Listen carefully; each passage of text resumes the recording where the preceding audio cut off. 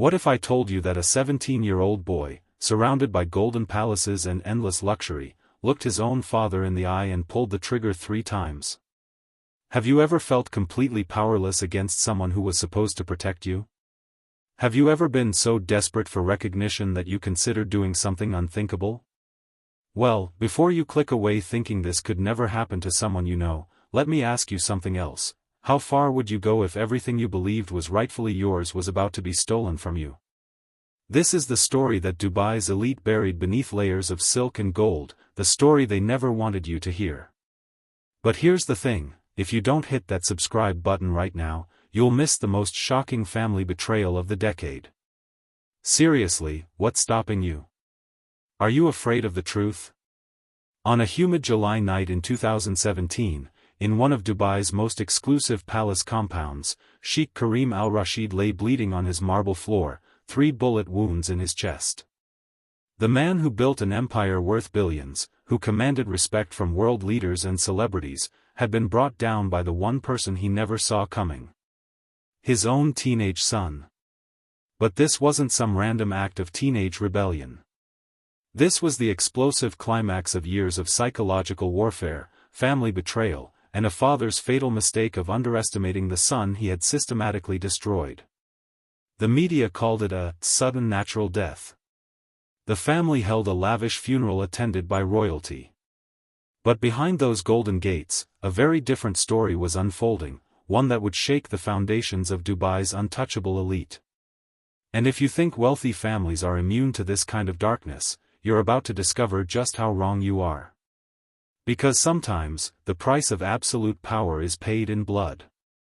Stay with me, because what you're about to hear will change everything you thought you knew about family, loyalty, and the deadly cost of treating your own children like possessions instead of human beings. Omar al-Rashid wasn't born into poverty, he was born into something far worse. He was born into a golden cage where every breath was monitored, every dream was crushed, and every attempt at independence was met with swift punishment. From the outside, Omar's life looked like a fairy tale. Private jets, designer everything, tutors from the world's best universities, and a bedroom bigger than most people's entire homes. But fairy tales don't usually involve children who write in their diaries about wanting to disappear forever. Do you remember being a teenager and feeling like your parents just didn't understand you? Now multiply that feeling by 1,000, and add the weight of $1 billion empire pressing down on your shoulders before you're even old enough to drive. Omar's mother, Layla Hassan, had tried to warn him during their secret phone calls to Morocco, where she'd been quietly exiled after her divorce. Your father does not share, he takes. Even from his own blood, she would whisper, knowing the palace phones were monitored. But Omar was different from his father's other children. While his younger half-siblings accepted their roles as beautiful decorations in their father's empire, Omar questioned everything. At 15, he discovered Western philosophy books hidden in his private tutor's bag. Concepts like justice, equality, and individual freedom became his secret obsession. Can you relate to that moment when you realize your normal isn't actually normal at all? Omar dreamed of becoming a filmmaker, of telling stories that mattered, of creating something meaningful with his life. But when he mentioned this passion to his father, Sheikh Karim's response was swift and brutal: "You are a lion's cub. You don't fetch cameras, you rule with wealth." Every friend Omar made was investigated, background checked, and either approved or mysteriously transferred to different schools. Every conversation was analyzed. Every moment of joy was calculated to serve his father's image. The palace staff, who had watched Omar grow up, described him as increasingly isolated. He would spend hours alone in the library, reading about inheritance laws, family rights, and the legal protections that should have been his birthright. But here's where the story gets truly heartbreaking: Omar wasn't just fighting for money. He was fighting for something far more valuable: recognition as his father's son, acknowledgement of his worth, and the basic human dignity that every child deserves from their parent. Hit that like button if you think every child deserves to be valued for who they are, not what they can provide. Because Omar's story is about to get much darker. By age 16, Omar had learned to hide his emotions behind the same mask his father wore in public. But late at night, in the privacy of his journal, he poured out his pain. He built castles with money that should feed his children. To him, we are decorations, not heirs.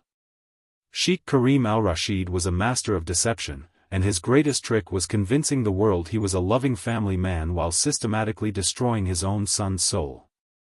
To the public, Karim was everything Dubai represented: modern, generous, visionary. He hosted charity galas, funded scholarships, and appeared in magazines as the perfect example of enlightened Middle Eastern leadership. Celebrities flew in just to attend his dinner parties. Politicians sought his counsel. Business leaders competed for his approval. But the moment those golden palace doors closed, a very different man emerged. Former palace staff members, speaking on condition of anonymity years later, painted a terrifying picture of life inside the al-Rashid compound. Karim ruled his household like a medieval king, demanding absolute obedience from everyone, especially his children. Have you ever worked for someone who was charming to outsiders but completely different behind closed doors? That was Karim, except his victims couldn't quit and go home at the end of the day. His temper was legendary among the household staff. Servants were fired for minor infractions. Security cameras monitored every corner of the estate. Even family conversations were recorded and reviewed. But Omar bore the worst of his father's control. While his younger siblings could still hide behind their innocence, Omar was old enough to see the truth, and Karim couldn't tolerate that level of awareness in someone so close to him. Dinner conversations became psychological battlefields. Karim would deliberately humiliate Omar in front of extended family, making jokes about his Western-influenced thinking and his ungrateful attitude. He would compare Omar unfavorably to other wealthy sons who had followed their father's paths without question.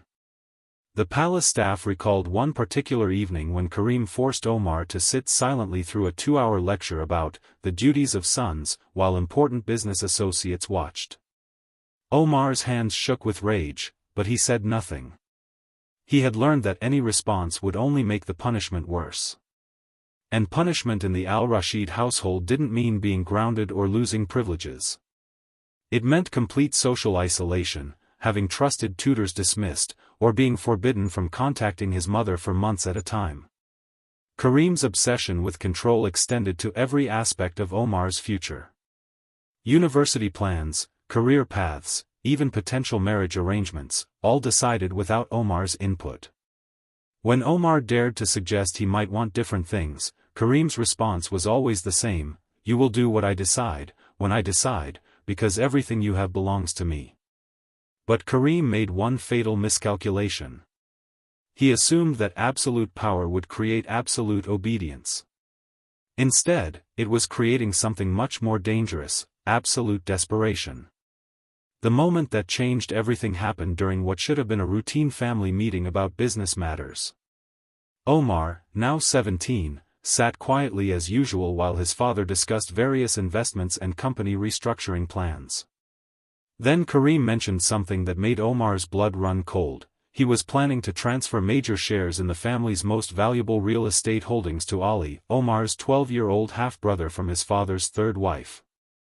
Have you ever had that moment when you realized someone you trusted had been planning to betray you all along?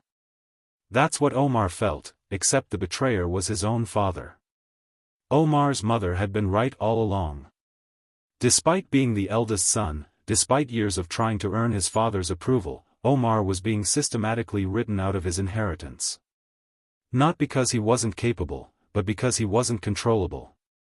That night, Omar began his own investigation. Using skills learned from years of navigating palace security, he accessed his father's private study and discovered the truth that would shatter his world completely.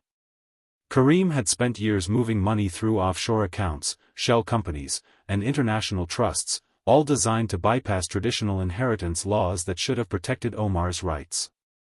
While Omar had been studying philosophy and dreaming of filmmaking, his father had been methodically erasing him from the family fortune. But the financial betrayal wasn't the worst part. Omar found correspondence between his father and various business partners discussing Omar's instability and Western corruption. Karim had been systematically destroying his son's reputation, ensuring that even if Omar tried to claim his legal rights, no one would support him. The breaking point came during a family dinner 3 weeks later. Extended family members, business associates, and dignitaries filled the ornate dining room as usual. Omar sat quietly, as expected, while his father held court. But this time, something inside Omar snapped. When Karim began discussing Ali's promising future and natural business instincts, Omar stood up, his chair scraping against the marble floor with a sound that silenced the entire room. "I am your blood too." Omar's voice cut through the elegant conversation like a knife. "Or do you only recognize the blood that worships you?" The silence that followed was deafening. Guests stared in shock. Karim's face turned dark with rage. But Omar wasn't finished. "You built your empire on lies, and now you want to steal what belongs to me. But I won't disappear quietly like my mother did." Karim's response was swift and brutal. He ordered Omar to his room immediately and spent the rest of the evening making jokes about teenage dramatic phases to salvage the situation with his guests. But privately, those closest to Karim later admitted they had never seen him so shaken. For a man whose entire identity was built on control, public defiance from his own son was intolerable.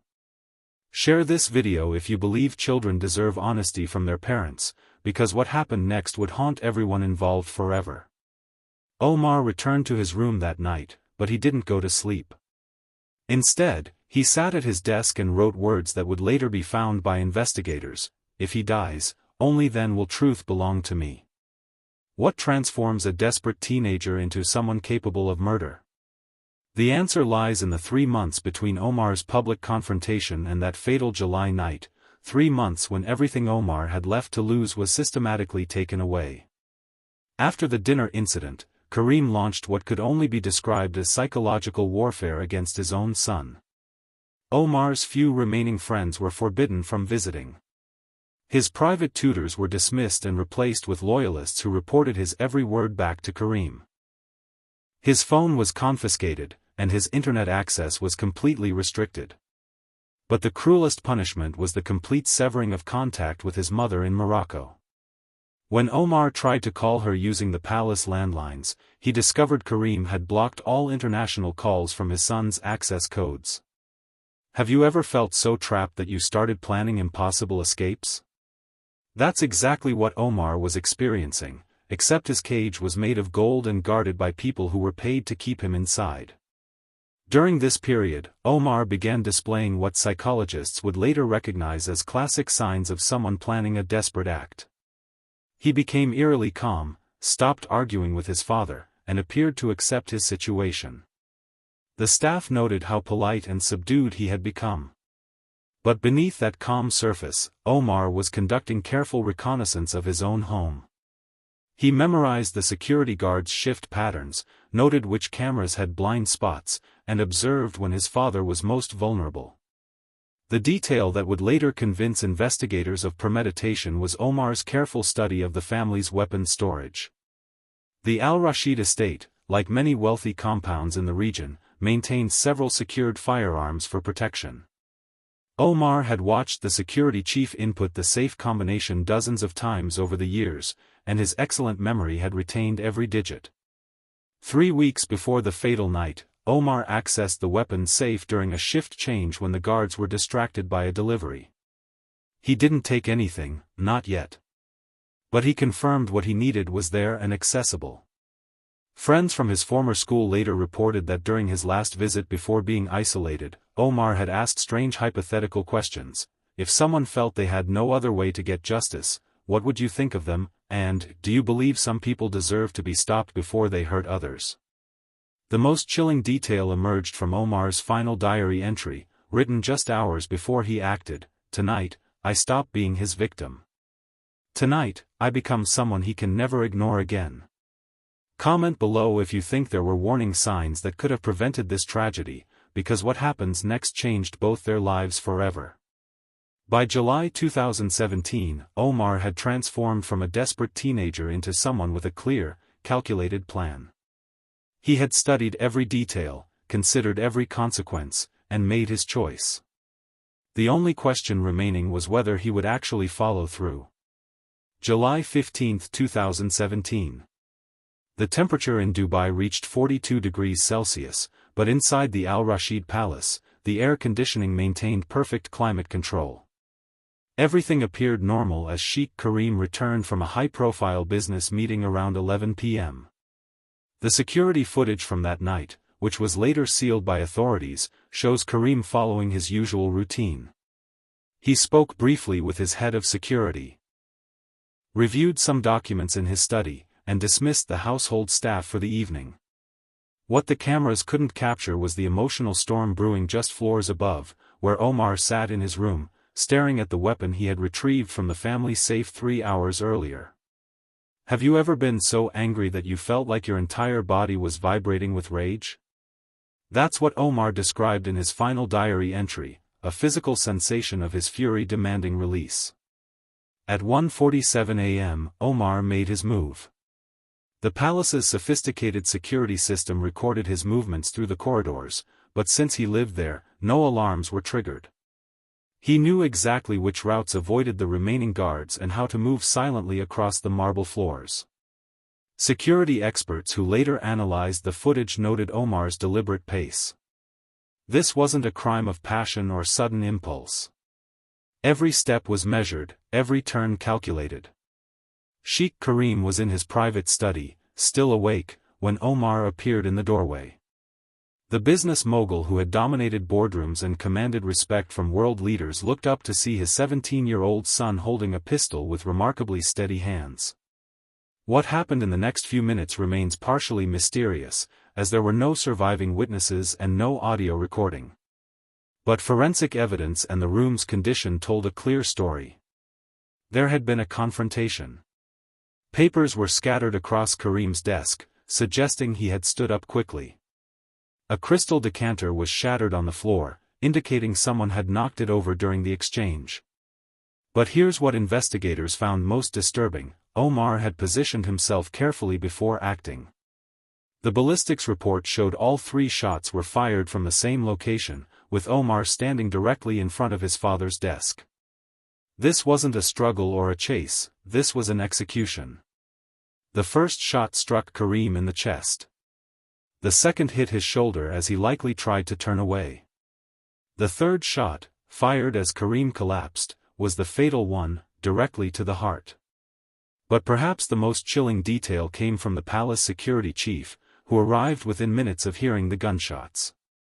He found Omar standing calmly beside his father's body, the weapon placed carefully on the desk.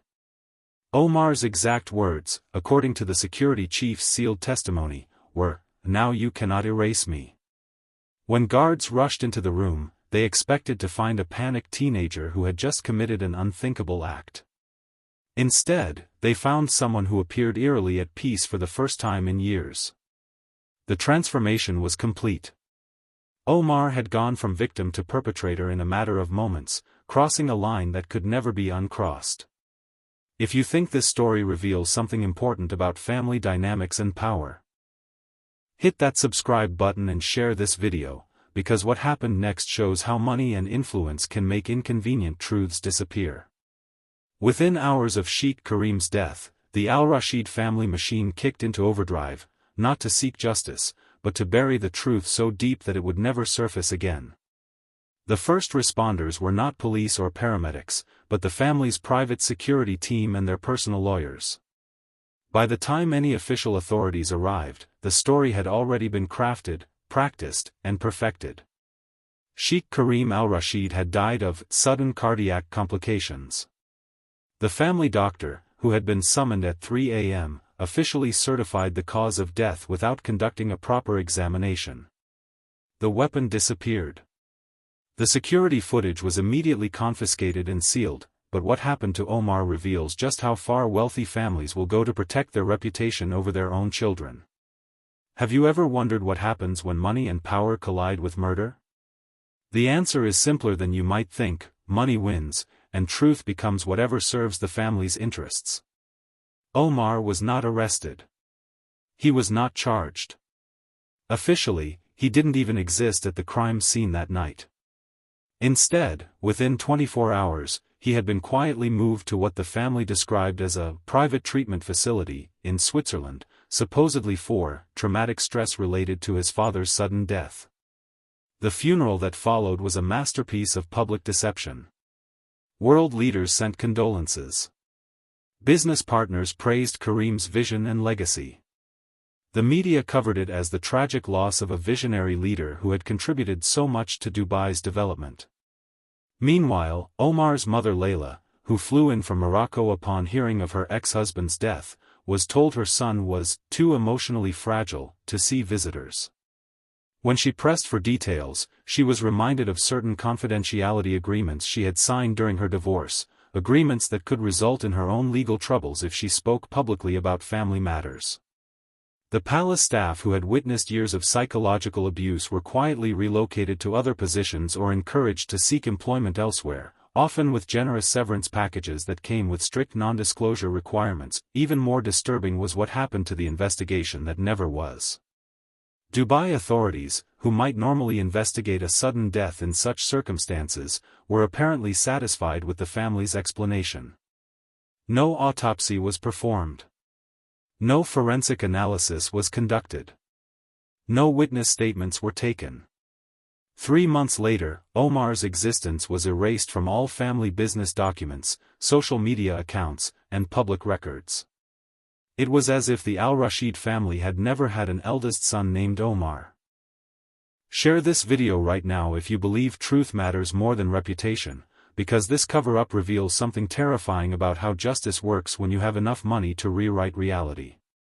The only traces of that night that remain are the whispered conversations among Dubai's elite, who understand that in their world, family honor trumps everything, including justice for murder. So what can we learn from this tragedy that was buried beneath silk sheets and gold-plated lies? The story of Omar al-Rashid isn't really about money or inheritance. It's about what happens when we treat human beings like possessions instead of people. It's about the deadly consequences of absolute power within families, and the tragic reality that sometimes the people who are supposed to protect us become the very ones we need protection from. Think about the relationships in your own life. Are there people who make you feel valued only when you're useful to them? Are there family dynamics built on control rather than love? Omar's transformation from victim to perpetrator didn't happen overnight. It was the result of years of systematic psychological destruction by someone who was supposed to nurture and guide him. When we deny people basic human dignity, recognition, respect, and the right to exist as individuals, we create a powder keg that can explode in ways we never anticipated. But here's the most important lesson: this didn't have to happen. At any point during those 17 years, Sheikh Karim could have chosen to see his son as a person rather than a threat to his authority. Omar could have been valued for his intelligence, his questioning nature, and his desire to make something meaningful of his life. Instead, pride, control, and the inability to share power turned a father-son relationship into a deadly war zone. The wealthy families who whisper about this story in Dubai's exclusive circles often focus on Omar's ingratitude or Western corruption. But they're missing the real point. When you create a system where children exist only to serve their parents' egos, you're not building a legacy, you're building a bomb. If this story has taught you something valuable, if it's made you think differently about power dynamics in your own relationships, then do something about it. Subscribe to this channel, share this video, and let people know that these conversations matter. And here's my final question for you. If you won't subscribe to content that exposes these hidden truths, how will anyone ever know these stories happened? Comment below and tell me why you're choosing to stay silent instead of demanding justice for victims like Omar. Because at the end of the day, Omar al-Rashid's story isn't unique. Behind the gates of mansions and palaces around the world, there are other children being slowly destroyed by the very people who should love them most. The only difference is whether we choose to listen, learn, and demand better, or whether we let wealth and power continue to bury the truth 6 feet deep. What will you choose?